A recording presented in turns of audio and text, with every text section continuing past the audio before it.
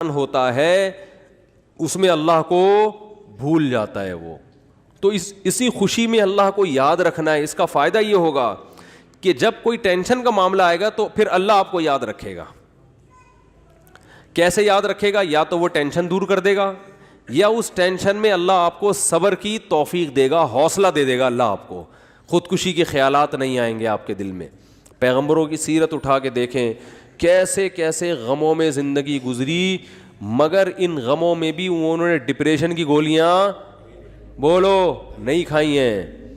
ہمیشہ ان کی زبان سے اچھے الفاظ نکل رہے ہیں. اعلم من اللہ ما لا تعلمون، میں اللہ کے بارے میں وہ کچھ جانتا ہوں جو تم نہیں جانتے. یعقوب علیہ السلام کہہ رہے ہیں.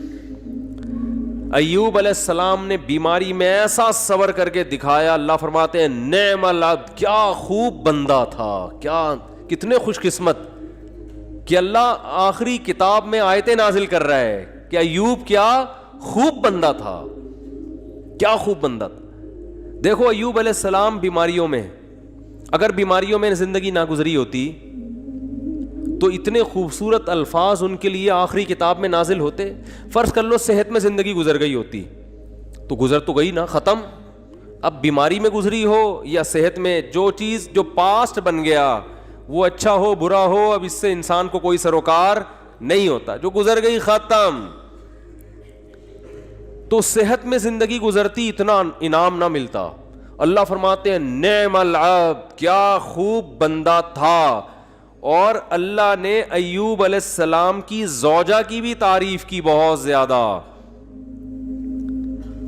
ایوب علیہ السلام جب بہت شدید بیمار تھے نا، تو عام طور پر کیا ہوتا ہے، بیگم صاحبہ خدمت کرتی ہے، میرے میاں کیا ہو گئے، بیمار ہو گئے، کوئی بات نہیں، 1 دن خدمت 2 دن خدمت، اس کے بعد کہے گی بھائی جان چھڑاؤ، میری کیا ہو گئی ہے، بولو نا، شادی ہو گئی ہے. آج کل مارکیٹ میں جو میرا بیان خواتین سن رہی ہیں ان کے علاوہ کی بات کر رہا ہوں، ان کے ساتھ یہی مسئلہ ہو رہا ہے کہ میاں بے روزگار ہو گیا، بیمار ہو گیا، تو اب بھائی جب شریک حیات کا مطلب کیا ہوتا ہے، زندگی بھر آپ کے ساتھ شریک. نکاح میں اور زنا میں تو یہی فرق ہے نا بنیادی. شریک حیات کا مطلب یہ ہے کہ آپ خوشی اور غم میں آپ کے ساتھ، آپ بھی اس کے ساتھ. دیکھو شادی سے پہلے کوئی فالٹ سامنے آ گیا، نہیں کرو شادی، آپ کو اختیار ہے. جو فالٹ شادی کے بعد پیدا ہو رہا ہے وہ تو پھر آپ کی قسمت ہے نا. ارے عورت کی شادی ہوئی میاں سے، اگلے دن ایکسیڈنٹ ہوا، لنگڑا ہو گیا، تو اب ہو گیا، وہ قسمت ہے، برداشت کرو، کیا خیال ہے، ٹھیک ہے نا. آپ یار سمجھ میں نہیں آ رہی بات. دیکھو ایک آدمی نے نکاح کا پیغام بھیجا، پہلے سے پاؤں سے معذور تھا، تو عورت لڑکی والوں نے اس بیس پہ ریجیکٹ کر دیا. ان کا حق ہے، کر سکتے ہیں، لیکن بالکل صحیح فٹ فاٹ رخصتی بھی ہو گئی. اگلے دن خوشی میں بائک ملیاں لگاتا ہوا جا رہا ہے کہ میری شادی ہو گئی اور رخصتی بھی ہو گئی. ہو سکتا ہے گرے، ٹانگ کی ہڈی ٹوٹ گئی. اب یہ تھوڑی کہ عورت کھلا لے کے بھاگ جائے کہ میری تو لنگڑے سے شادی ہوئی ہے. شادی ہو کے لنگڑا ہوا ہے، لنگڑے سے شادی نہیں ہوئی.